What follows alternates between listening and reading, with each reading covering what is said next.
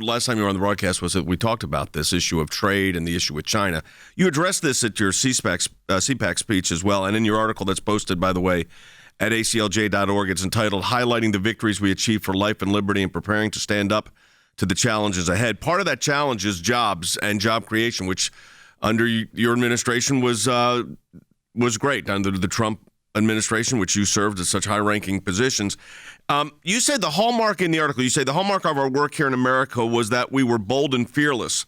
And then you said, what I hear today, I hear Democrats pretend they care about jobs in America, but before the seats were warm in the Oval Office, they destroyed 10,000 jobs in a pipeline. And that was, of course, the Keystone Pipeline. So where does that leave us? And then the follow-up question is going to be, how do we get it back? So where does it leave us right now, as you view it, on the job situation and with China? Jay, they go hand in hand. I am afraid that this administration is going to allow the Chinese Communist Party to do what it had done for an awfully long time, was to come to the United States, steal our intellectual property, and along with it, millions and millions and millions of really good jobs that paid really well all throughout the United States of America. It will leave us less prosperous. It'll mean our kids and grandkids don't have the lifestyles that we want them to have to be able to take care of their families. And I've watched every single nominee from this administration talk about climate change. And we want safe drinking water. We want clean air just like anyone does, and like indeed everyone does. But you can't do that on the back of the American worker. You can't sign some crazy Paris Climate Accord that's going to benefit China and harm America and think for a moment you're doing the right thing for our country. And so the Keystone Pipeline is just one simple example.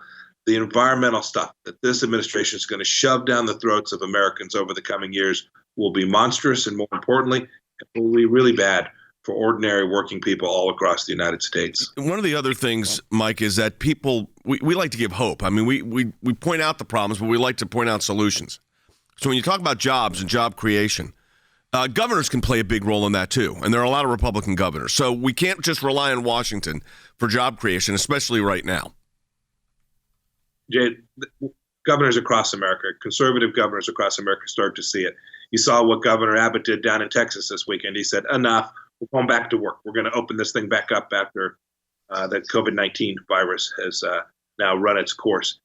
You will see governors, you will see people in county commissioners, you'll see small business people all across America continue to resist what this administration is doing. And we saw it for 8 years under Barack Obama.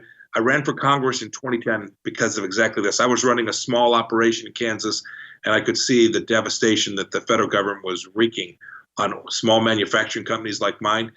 We will prevail. We'll get people back to work. 2022 will turn out to be a very important year for the American people to speak about what matters most to them.